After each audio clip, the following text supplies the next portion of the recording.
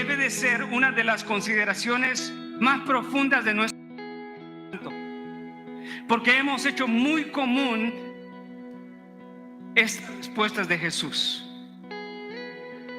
Se ha hecho muy ordinario el versículo: amas al Señor tu Dios con todo tu corazón, con toda tu alma y con toda tu mente. Y también amarás a tu prójimo como a ti mismo. Se ha hecho muy común y se le ha despojado de todo significado bíblico y verdadero por el cual Dios lo dejó plasmado en las Escrituras. Y hoy pueden haber personas que leen este texto y no causa el más mínimo movimiento en su corazón y en su mente, en su ser, acerca de lo que significa amar a Dios y amar al prójimo. Se ha convertido en una frase común, en un cliché.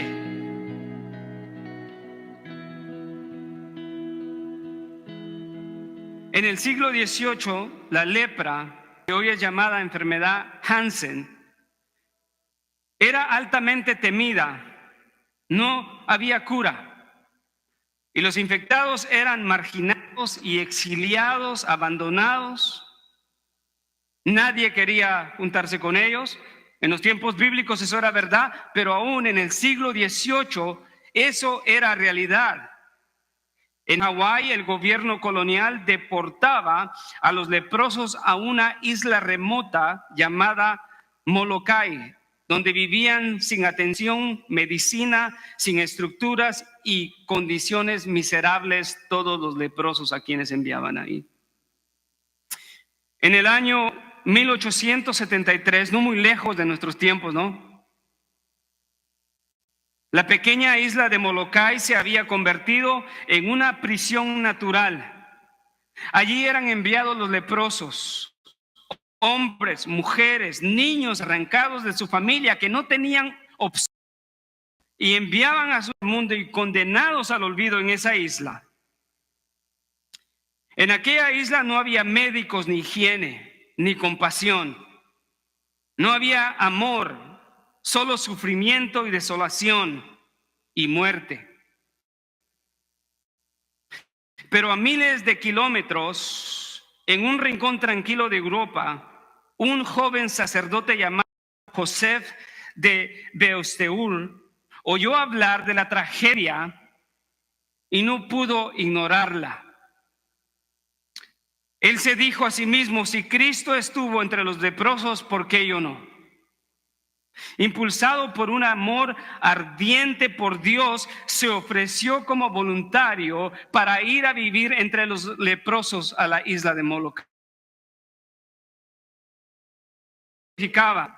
Ir ahí era casi una sentencia de muerte, pero su corazón ya había sido entregado a Cristo y por eso también a todo aquel que sufría. Lo hizo por amor a Dios y al ver la dignidad que estas personas aún conservaban como portadores de la imagen divina de Dios, él no ignoró eso. No es necesario, decía él, que uno sepa muchas cosas para agradar a Dios. Basta con amarle de verdad y obrar por amor.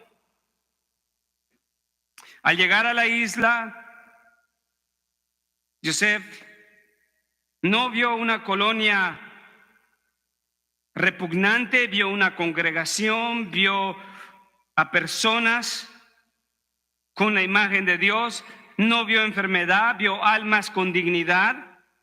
No se mantuvo a distancia, tocó con sus propias manos las llagas de los enfermos, construyó casas, organizó escuelas, edificó iglesias con sus propias herramientas, amó a los leprosos como hermanos, lloró con ellos, oró con ellos, los lavaba y los alimentaba, los abrazaba como que si fuera Cristo. Su lema no era teórico, era vivencial. Él decía, el que no vive para servir, no sirve para vivir. Su amor no era pasivo, su amor era activo, valiente, constante. Era un amor, como lo describen, un amor encarnado. En 1885, estando al servicio de las personas en esa isla, contrajo la lepra. En lugar de retirarse, decidió seguir sirviendo, aceptó la enfermedad como un regalo de identificación con los que tanto amaba, no regresó a su casa, simplemente siguió sirviendo, y en uno de sus mensajes del Evangelio a las personas les dijo estas palabras: mis queridos hermanos leprosos, ahora yo también soy como uno de ustedes.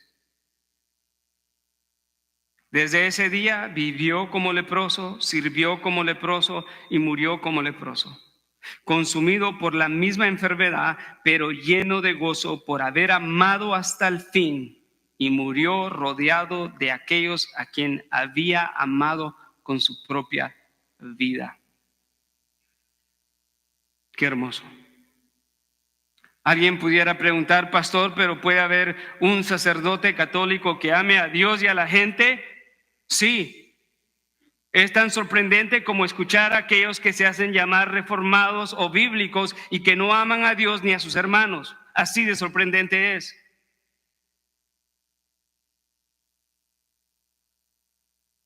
¿Cómo deben los cristianos amar a Dios y a los hermanos? Nuestro texto nos enseña que los cristianos deben amar a Dios sin ninguna reserva y de igual manera deben de amar a su prójimo. Esta es la tercera pregunta de estos líderes judíos, con la intención de tentar a Jesús y de tenderle una trampa. Estas preguntas constantes y llenas de malicia dan un cuadro claro de la falta de amor de estos hombres. Eran súper religiosos, pero la verdad no había afectado sus corazones. ¡Qué tragedia! ¡Qué tragedia! Y es una tragedia a la cual nosotros debemos constantemente estar alertos y tratar de evitar ser víctimas, si le pudiéramos decir víctima, porque no hay nadie que decida caminar en el pecado como víctima, sino de su propia voluntad. Pero nosotros debemos de tener cuidado de no estar escuchando la verdad de Cristo diariamente, domingo a domingo, y que no afecte nuestro corazón en cuanto a estas dos responsabilidades tan importantes del amor a Dios y el amor a los hermanos. Una iglesia en donde el amor a Dios cesa y el amor a los hermanos cesa, da lugar y abre las puertas a la perversidad de la religiosidad y el abuso. No hay otra opción. Es una iglesia muerta. Esto eran los religiosos del tiempo de Jesús. Mateo nos dice que cuando los fariseos supieron que Jesús había dejado callados a los saduceos, se agruparon. La sabiduría de quien ellos consideraban un simple hombre de Nazaret los puso en gran preocupación. No estaban preocupados porque Jesús había refutado a los saduceos, quienes eran sus rivales. De hecho, debieron haberse sentido satisfechos y contentos. Pero ahora, en otro intento, se nos dice que un hombre, a quien Mateo describe como un intérprete de la ley, se acercó a Jesús para ponerlo a prueba. El relato paralelo de Marcos 12, 28 al 34, se le describe como un escriba, o se le da el adjetivo de escriba. Pero Mateo usa la palabra griega traducida como intérprete. Y esa palabra significa un abogado o un doctor de la ley, un experto en las escrituras. Todo había fallado y ahora estaban enviando al mejor de los mejores. No era la primera vez.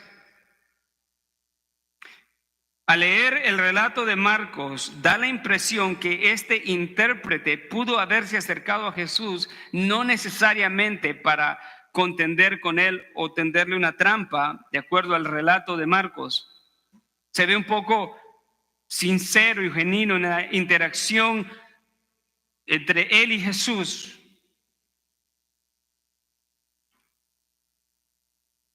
¿Tenía una actitud genuina? No se sabe,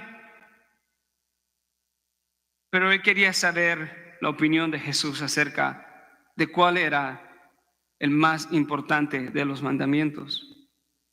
Mas, sin embargo, si no fuera por Mateo, quien nos dice claramente que este hombre se acercó a Jesús para ponerlo a prueba, para tenderle una trampa, podríamos pensar que había un interés sincero en él.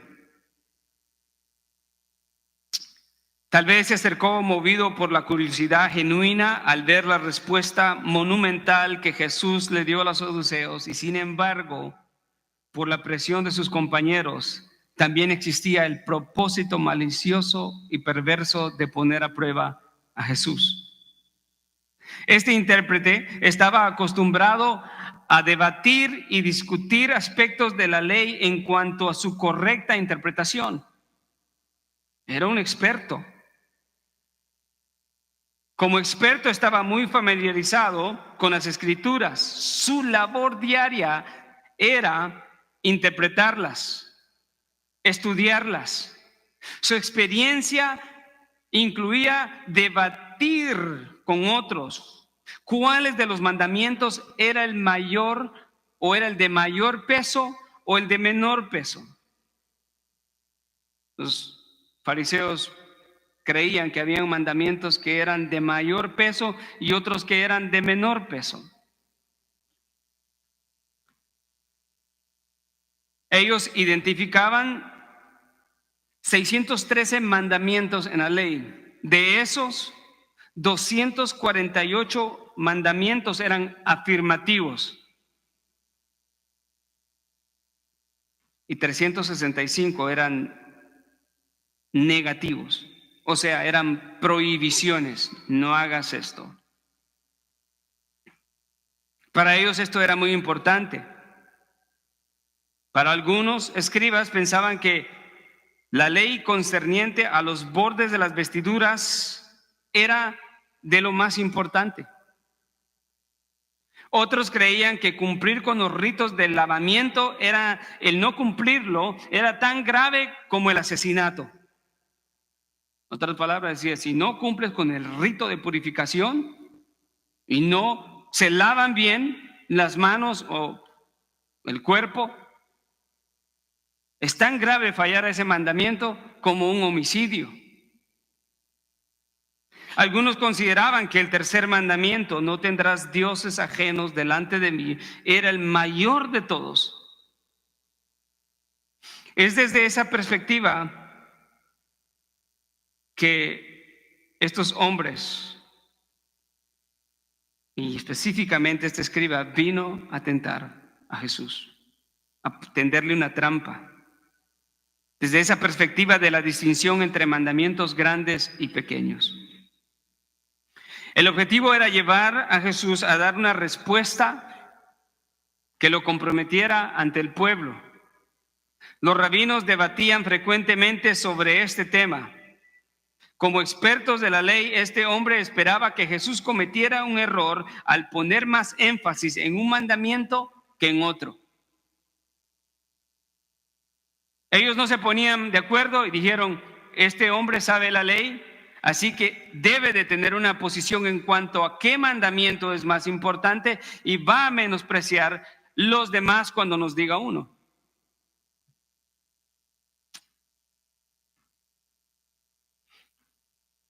como expertos, o este hombre como experto en la ley, esperaba entonces que Jesús cometiera un error al poner énfasis en un mandamiento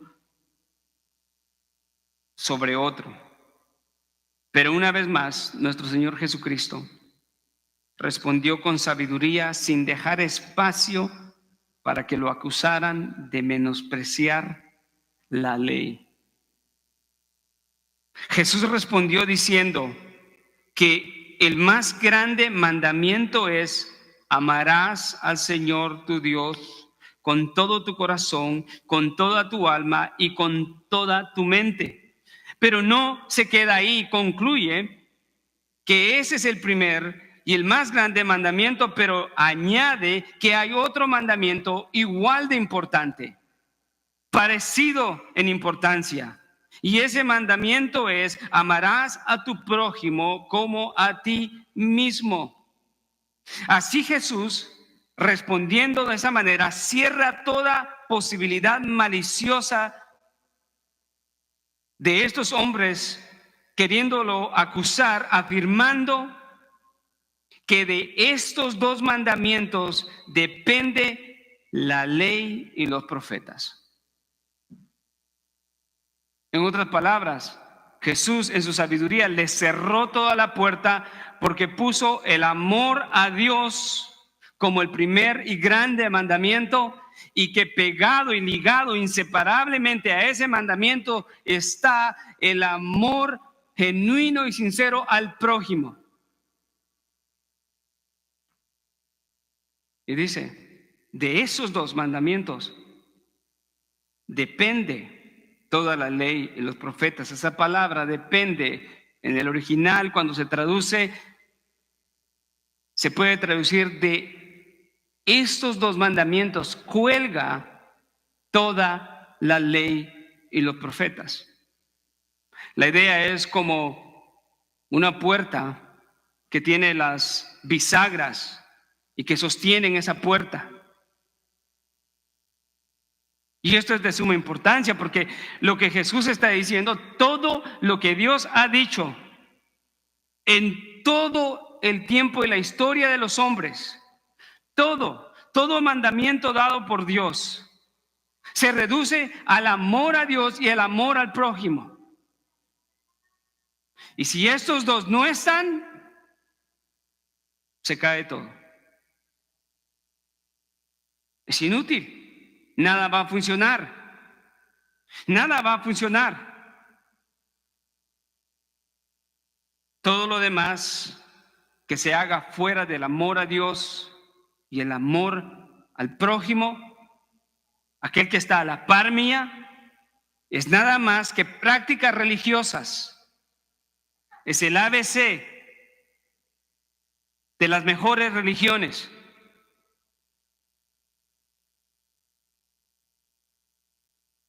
La base fundamental de estos dos mandamientos importantes es la misma virtud, es el amor.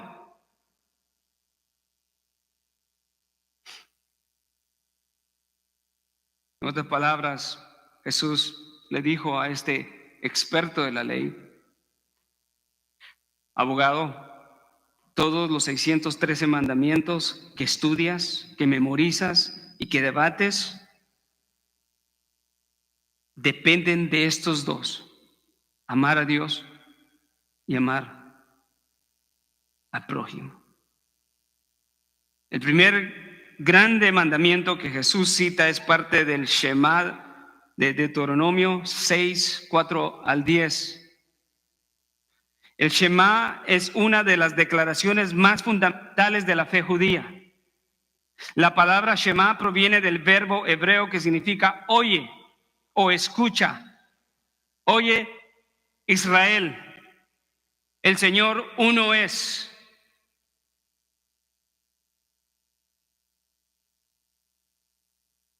El segundo mandamiento de gran importancia que Jesús cita proviene de Levíticos 19:18. Ahí es donde Dios le dio a Israel leyes, siendo una de esas leyes recibida por el pueblo el amar al prójimo. Estos dos mandamientos no son iguales en el sentido de que amar a Dios y amar al prójimo sean idénticos. Está claro que hay una diferencia en cómo se ama a Dios y cómo se ama al prójimo.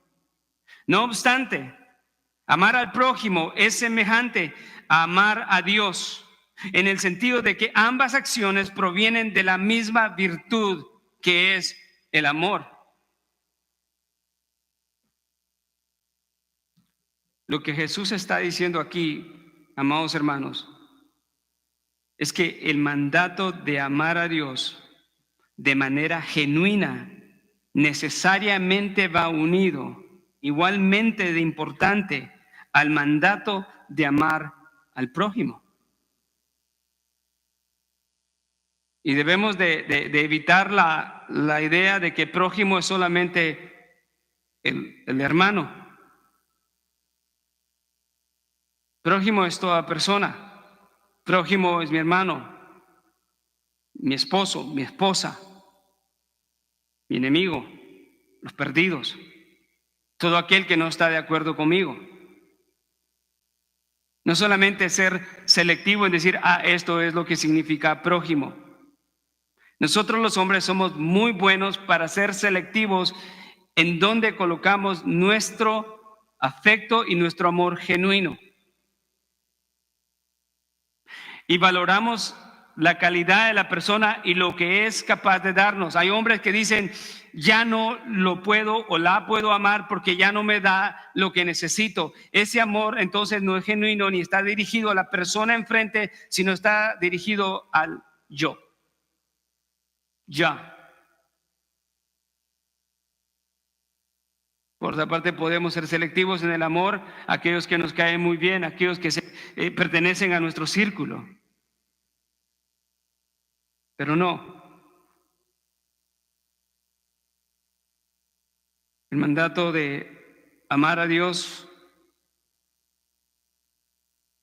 según Jesús, es parecido, igualmente de importante como el mandato de amar al prójimo. Un comentarista dice lo siguiente acerca de lo que Jesús hizo acá en la respuesta a el fariseo.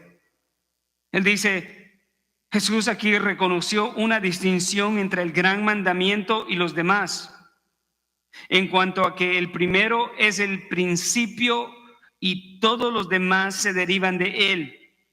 Pero en otro sentido no reconoció distinción alguna. El mandamiento derivado del amor al hombre es igual al primero en su valor absoluto y como representación del primero. Wow. En otras palabras, para todos aquellos que dicen amar a Dios, entonces amar al prójimo es una representación de la verdad que proclamamos de decir amar a Dios. Así es.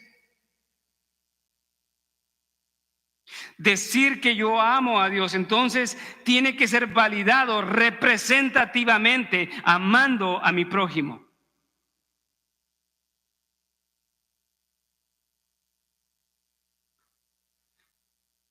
Gloria a Dios por su palabra, que nos aclara cosas que nosotros somos muy expertos para poder nublar y oscurecer.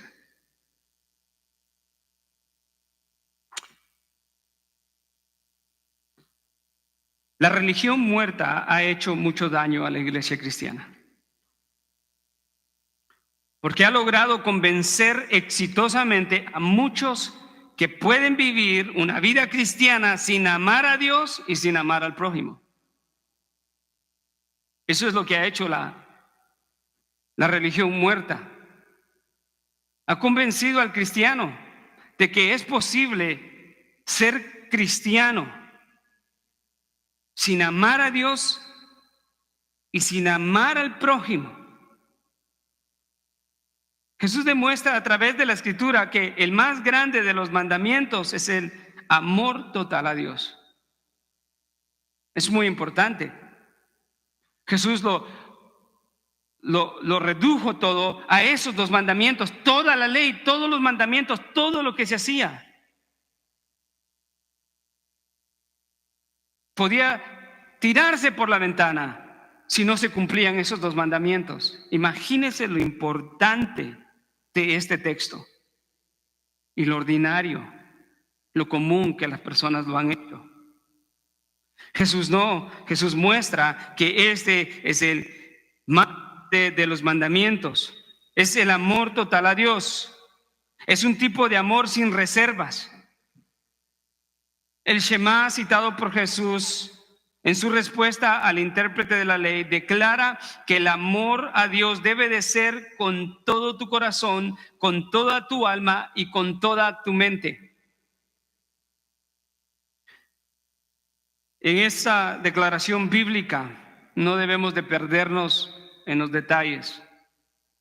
Aunque es válido discutir qué significa corazón, alma y mente, el punto principal de este texto, mi amado hermano, está claro. El hombre debe de amar a Dios en totalidad y sin ninguna reserva, igualmente a su prójimo. Romanos 12:1 nos da una imagen de esto, donde dice Pablo: os ruego por las misericordias de Dios que presentéis vuestros cuerpos como sacrificio vivo y santo, aceptable a Dios, que es vuestro culto racional. Pablo ahí está rogando, no por su autoridad, no por su teología, él está rogando por las misericordias de Dios que los cristianos se presenten como sacrificios vivos, completamente, sin reservas. La palabra corazón se refiere al centro del ser personal del hombre, a toda la naturaleza interior. La palabra en el original corazón es cardia. Y siempre se usa para descubrir o describir la totalidad del hombre, como un todo. El alma acá representa la esencia de la vida en términos de deseos, disposición y sentimientos, los cuales deben de estar en absoluta rendición, en amor a Dios.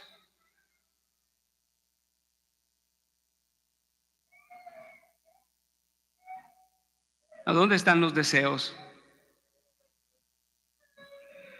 de tu alma, de tu corazón? ¿A dónde está la disposición para Dios? ¿A dónde están los sentimientos? ¿Está todo apartado de Dios? ¿Qué habita tu ser interior? ¿El mundo? ¿El pecado? ¿El yo? ¿La religión?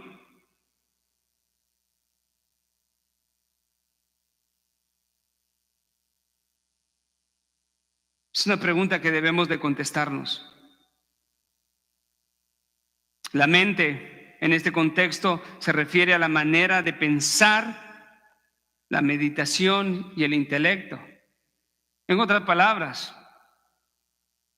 amar a Dios con todo nuestro ser significa amarlo completamente y sin reservas, amarlo con nuestros deseos, nuestras disposiciones, nuestros sentimientos, y amarlo con toda meditación y con todo nuestro intelecto. Todo esto abarca lo más profundo de la conciencia del ser humano. No se trata simplemente de amar a Dios con las manos o con el cuerpo físico, o decir que amo a Dios abstractamente haciendo grandes declaraciones, pero por dentro mi corazón está totalmente apartado. No amo al Señor con el corazón. No amo al Señor con mis deseos. Mi disposición nunca está hacia Él. Mi disposición todavía está inclinada al mundo, al pecado. Mis pensamientos nunca circulan alrededor de su palabra. Circulan alrededor de las cosas de este mundo. Lo que la gente me dice, lo que quiero escuchar. A las ideas asombrosas, místicas. No se trata entonces de amar a Dios solamente con el cuerpo o abstractamente, porque todo esto es pasajero, sino que se trata de amar a Dios con la esencia misma, con el ser total, una entrega total a Dios. El gran dilema que algunos estarán preguntando ahorita, el gran dilema es: ¿está el hombre capacitado para amar a Dios de esa manera? La Biblia dice que no. De hecho, ni siquiera estamos capacitados para buscarlo, como dice Romanos 10, no hay quien busque a Dios. Y si nadie quiere buscar a Dios, ¿cuánto menos vamos a querer amar a Dios? En esta condición, la única respuesta es, o la única consecuencia o resultado es que estando muertos, no teniendo amor por Dios, el mundo cautiva nuestros pensamientos, nuestro corazón, nuestras prioridades, nuestros deseos. Nuestros pensamientos están, ¿cuánto voy a hacer?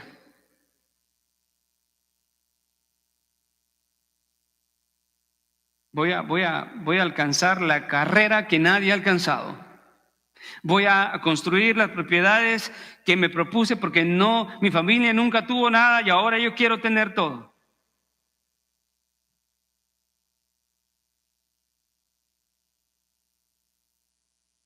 No. ¿A dónde está tu mente? No hay quien busque a Dios. El resultado será que la oferta más atractiva de este mundo inundará el corazón de aquellos que se descuidan.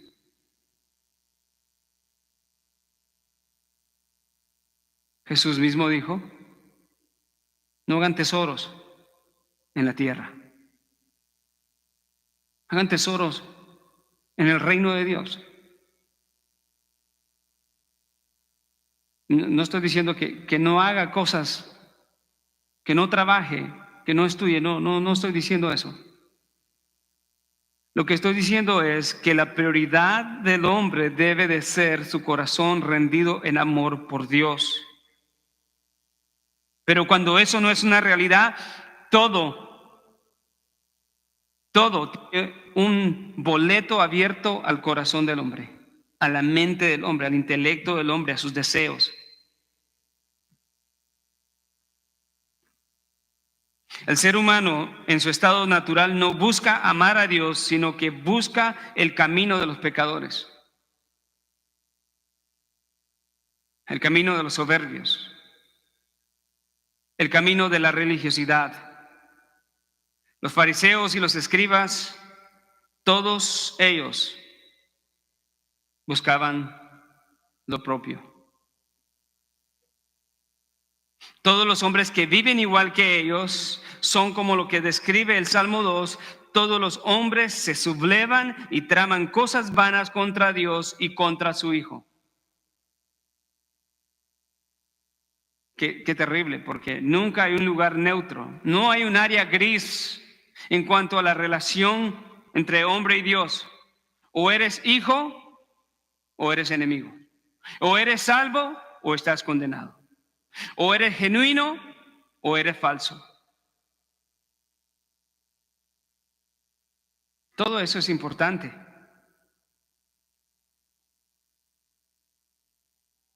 Entonces, pastor, por favor, contesta la pregunta. ¿Se puede cumplir este mandamiento? Y si es posible, ¿cómo lo puedo cumplir? La buena noticia es que el hombre puede cumplir este mandamiento a través de la obra salvadora en Cristo Jesús. El hombre perdido en su naturaleza pecaminosa nunca podrá amar a Dios.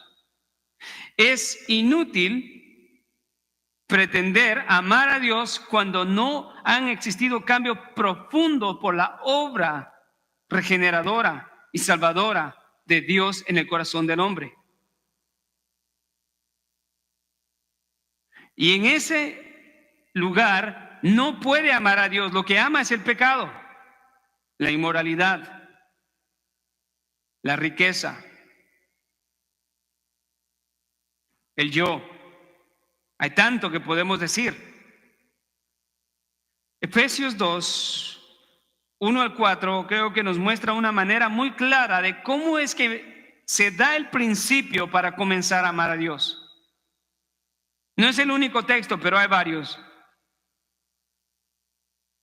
Efesios 2, 1, 4 dice: y Él os dio vida a vosotros que estabas muertos en delitos y pecados. ¿Cómo podemos empezar a amar a Dios? Bueno, todo empieza en que Dios nos da vida. Porque estando muertos en nuestros delitos y pecados, Romanos 3 dice que no buscamos a Dios. Los hombres, según el versículo 2, viven conforme al príncipe de la potestad del aire, sin recibir esa vida.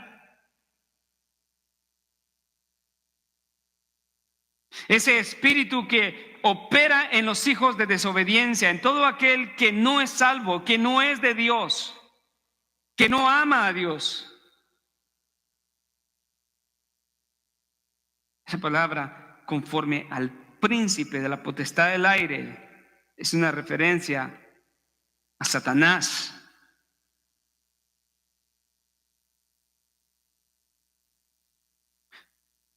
Pero en este mismo texto de Efesios,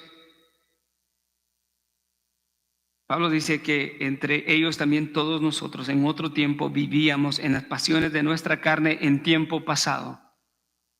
Todo esto es en tiempo pasado, pero empieza con el recibir la vida divina.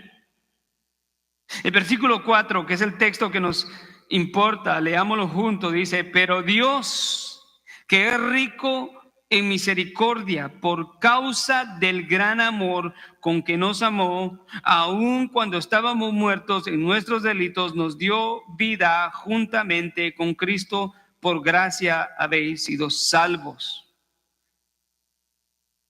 En otras palabras, para poder amar a Dios, el amor salvador de Dios tiene que efectuarse en nosotros, y no va a ser hasta entonces que nosotros vamos a poder estar habilitados para poder amar a Dios. Hermanos, piensa en tu vida antes de venir a Cristo. ¿Amabas a Dios? ¿Deseabas la palabra? ¿Deseabas la comunión con los hermanos? No, cualquier cosa era una opción. Y la última era Dios. Nuestro amor no estaba ahí. Entonces, para poder amar a Dios, primero el amor salvador tiene que efectuarse y hacerse activo y eficaz en mi vida. Y no es hasta entonces que yo puedo amar a Dios. No hay otra respuesta. Si no ha recibido el amor de Dios verdaderamente en ese aspecto salvífico, es imposible.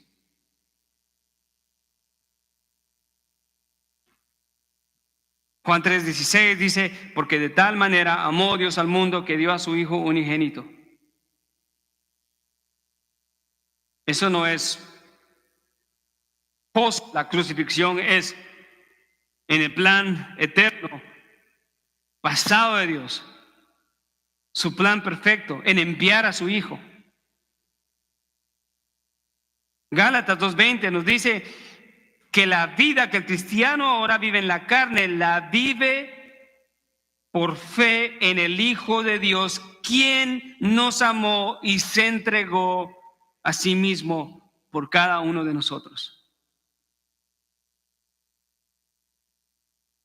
El inicio es el amor de Dios efectuado en la vida tuya y mía. Entonces, el principio que inicia un amor verdadero hacia Dios es el amor salvador de Dios.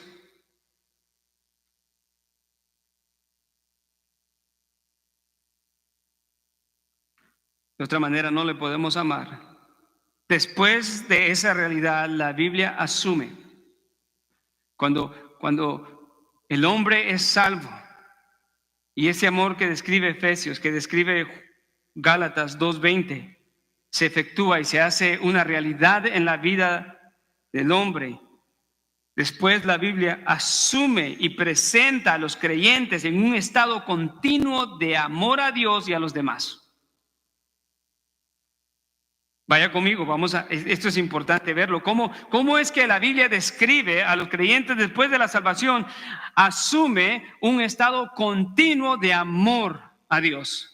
No dice los que van a amar. Todo lo contrario, los textos que vamos a ver presentan un participio, un verbo participio que nos da a entender una actitud en progreso continuamente. Es algo que no termina, que es continuo. Lea conmigo Romanos 8:28.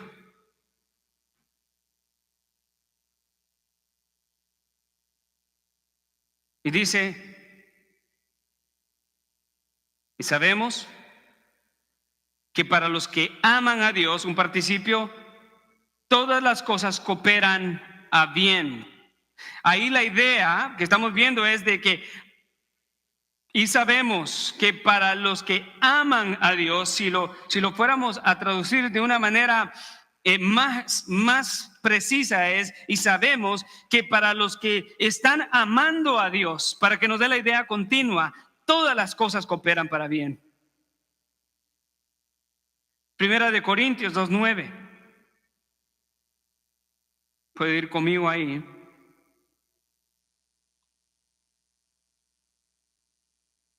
Y dice Pablo,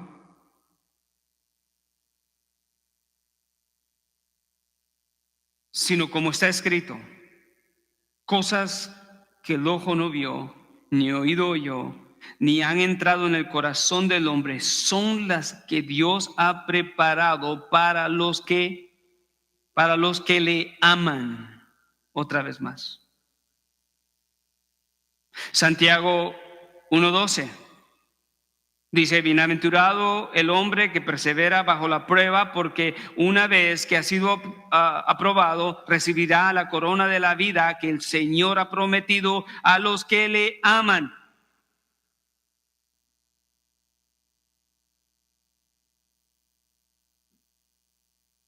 Santiago 2:5, hermanos míos, amados, oíd, no escogió Dios a los pobres de este mundo para que sean ricos en fe y herederos del reino prometido a los que le aman. En otras palabras, la única manera de poder vivir en esa realidad o en ese estado de amar a Dios es haber sido objeto del amor de Dios primeramente. De otra manera, el hombre nunca va a poder amar a Dios. Nunca va a poder cumplir con ese gran mandamiento. Y como resultado, de acuerdo a las implicaciones de Jesús, nunca podrá amar genuinamente y verdaderamente al prójimo.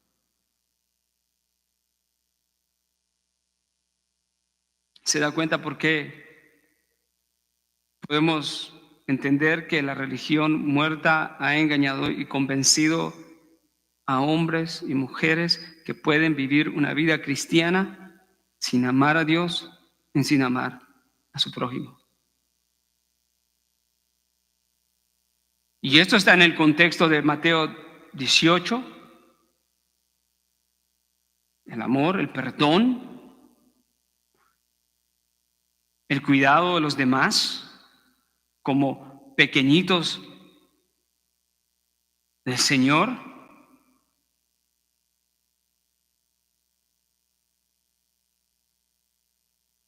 El amor a Dios es el primer y gran mandamiento. Pero nadie ha visto a Dios. Y sí que la manera representativa de decirle al mundo que yo amo a Dios es amando a mis hermanos. Jesús sabía eso, que los fariseos y el sistema religioso judío había abandonado toda clase de piedad, amor, justicia y compasión por el prójimo. Y así que lo ata con una sabiduría, le dice, toda la ley, todo mandamiento, cuelga de estos dos. Y si uno se cae todo.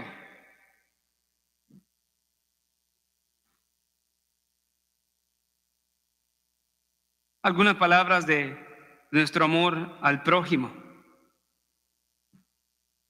Vaya conmigo, primera de Juan 4, 7, 21. No vamos a leerlo todo, pero lo voy a guiar y hacer como navegar por algunos versículos para ver lo importante en lo que la palabra del Señor nos dice acerca del amor y cómo Juan el apóstol une este mandamiento y Pablo el cumplimiento de la ley en el amar al prójimo.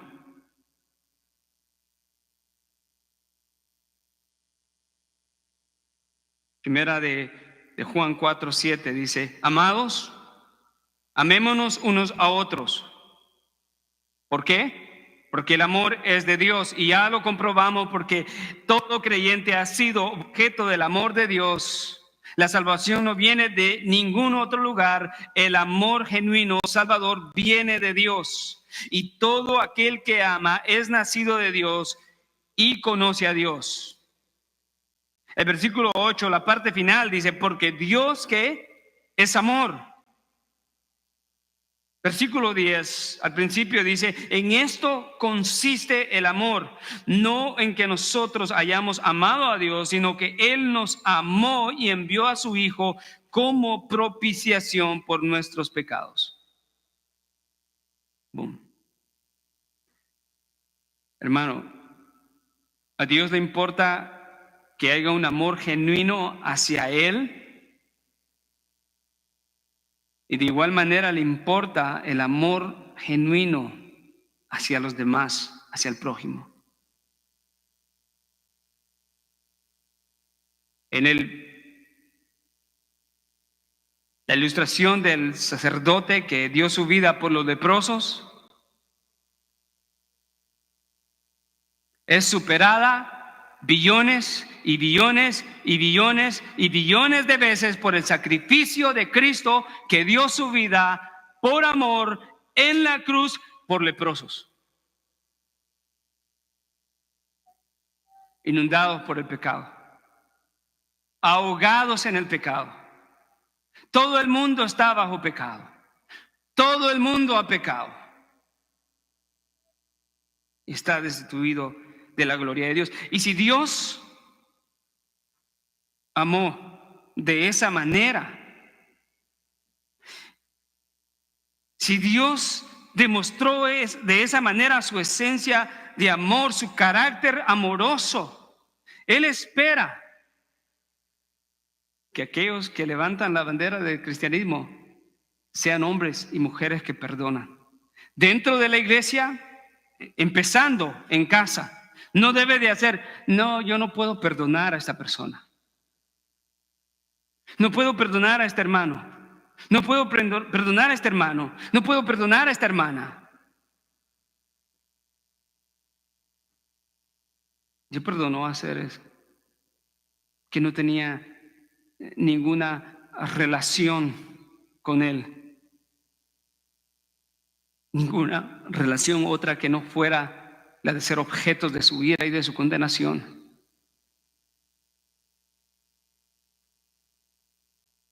Juan en este versículo 10 dice, en esto consiste el amor, no en que nosotros hayamos amado, sino que Él nos amó. Versículo 16, vaya conmigo. Una vez más, Dios es amor. Y el que permanece en amor, permanece en Dios, permanece en Él. Pues como Él es, escuche, pues como Él es, ¿de quién está hablando? Lo acarrea el El sujeto lo acarrea del versículo 16, está hablando de Dios como Él es, así también nosotros en este mundo. Dios es amor y así como Él es, así somos nosotros en este mundo. Efesios 5:1, sed pues imitadores de Dios como hijos amados. Estamos en este mundo no para imponer nuestra ley y nuestra justicia, sino para dar el amor que hemos recibido de Dios. Porque así como Él es, y como es Dios, Dios es amor. Así somos también nosotros. Versículos 19 y 21, vea lo impactante, cómo termina este texto seleccionado. Dice, nosotros amamos porque Él nos amó primero. Si alguno dice, yo amo a Dios y aborrece a su hermano, es un mentiroso, porque el que no ama a su hermano, a quien ha visto, no puede amar a Dios, a quien no ha visto. No necesitamos mucha explicación para eso, la palabra del Señor es clara. En otras palabras, no puede haber personas que dicen yo amo a Dios, pero aborrezco a mi hermano. El tal es un mentiroso. Y esa es la mentira peligrosa de la religiosidad que el hombre y la mujer ha comprado en estos días, de que se puede ser cristiano sin amar a Dios y sin amar a su hermano. Y alguien dice, pero es que yo amo a Dios, al que no amo no es a mi hermano. No, Juan dice, la palabra del Señor dice que el que dice que ama a Dios y aborrece a su hermano es un mentiroso. No hay otra. No hay un término medio, no hay gris, blanco, negro. No hay un in between. No. Jesucristo mismo dijo,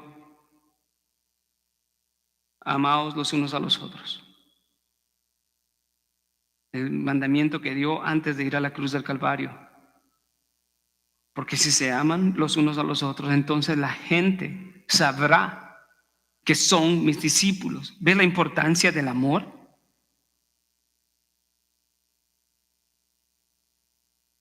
Versículo 21 dice, de todo esto de decir que amo a Dios, pero aborrezco a mi hermano, que me deja como un mentiroso, que no es una buena posición para estar.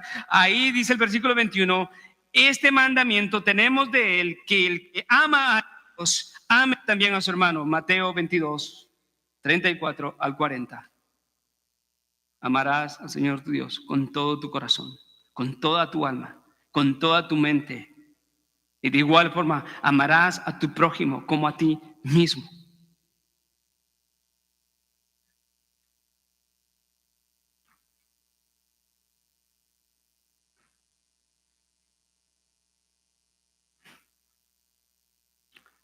Romanos 13:9 dice Pablo que el que ama a su prójimo ha cumplido la ley.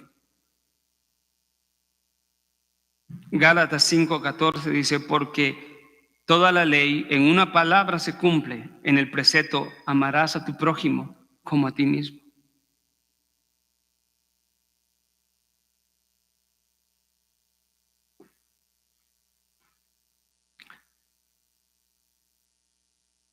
Dos últimos textos que nos apuntan a cómo podemos amar a Dios para poder amar a nuestros hermanos.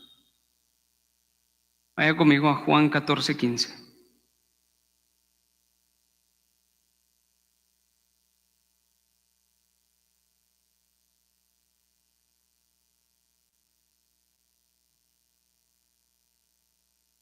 Dice la palabra del Señor, si me amáis, guardaréis mis mandamientos.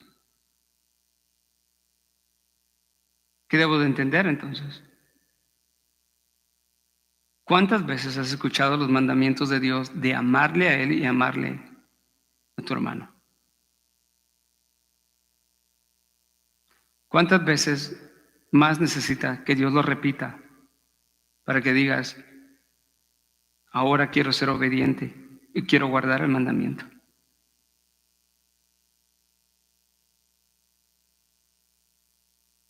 Hay muchos textos en el Nuevo, el Antiguo Testamento, en donde las implicaciones es el amar al prójimo.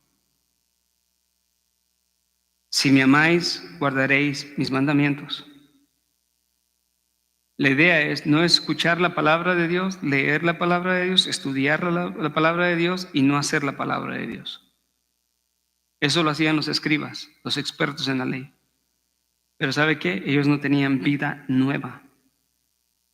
Ellos no tenían la bendición de ser objetos de la morada del Espíritu Santo.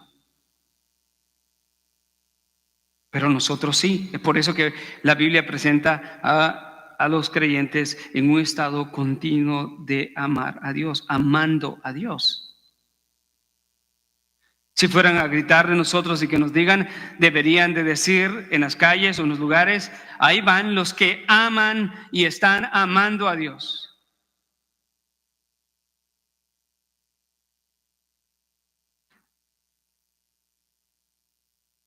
Es imposible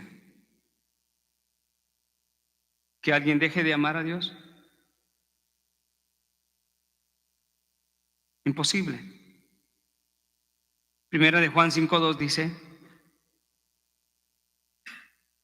en esto sabemos que amamos a los hijos de Dios. Y este texto concluye hermosamente lo que estamos hablando el día de hoy. En esto sabemos, primera de Juan 5:2, en esto sabemos que amamos a los hijos de Dios. ¿Cómo sabemos que amamos a los hijos de Dios? Cuando amamos a Dios y guardamos sus mandamientos y guardamos su palabra. Hermano, solo queda hacernos una pregunta debido a lo importante del amor de Dios y el amor hacia los demás. Es una pregunta que yo me hice al estudiar este sermón. Concluí, terminé y hice estas preguntas y lo invito a que usted se haga estas preguntas hoy mismo. Señor, ¿te amo de verdad?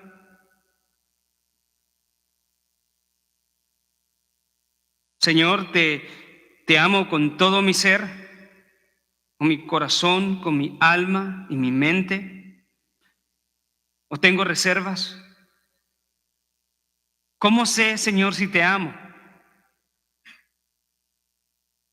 ¿Amo a mis hermanos verdaderamente? ¿Amo a la gente? ¿Amo a los perdidos? ¿O soy un miserable si no hago ninguna de estas cosas? Porque delante de Dios, oh Señor, tú has dicho que estas son las dos más grandes mandamientos para los creyentes. ¿Cuál es tu amor a Dios? Señor, perdónanos porque no te amamos como deberíamos amarte. Y el resultado es catastrófico, porque estamos incapacitados en amar a Dios para amar a otros.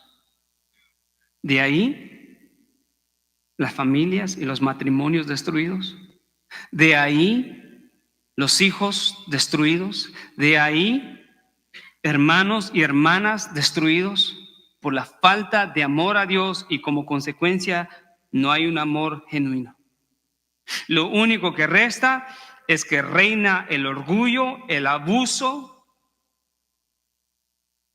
la falta de humildad, la soberbia y el engaño.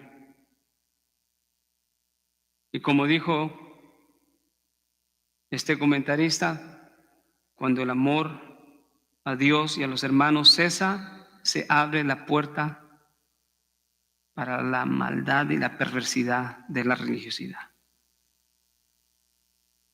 Muy importante, el amor de Dios. Y no basta, hermano, con solamente estar de acuerdo, sino necesitamos vivirlo, necesitamos entenderlo.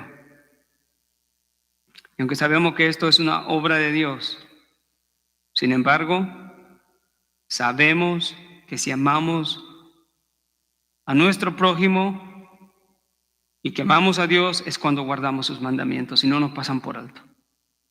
Y damos gracias al Señor por su palabra y por su Espíritu Santo que nos ayuda a ser obedientes cada día. Amado Señor,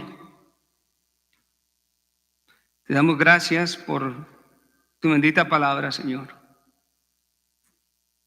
Te pedimos perdón, Señor, por estar quizás entre aquellos que cuentan este mandamiento de amarte, Señor, con todo el corazón, con toda el alma y con toda la mente, de una manera común, Señor, cuando tú has enseñado en tu palabra que es de lo más importante. Y que eso da como resultado y que sirve en tu propósito, Señor, y en tu plan perfecto como una verificación de que te amamos a ti, es cuando amamos a nuestro prójimo, a nuestro cónyuge, a nuestro esposo, a nuestra esposa, a nuestros hijos, a nuestros amigos, a nuestros hermanos en la iglesia, a los perdidos, Señor. Ayúdanos, Padre, a poder, Señor, no estar entre esos que minimizan y menosprecian y le rebajan estos mandamientos, sino que los exaltan y los levantan al lugar en donde tú los tienes, como el primero y más grande mandamiento.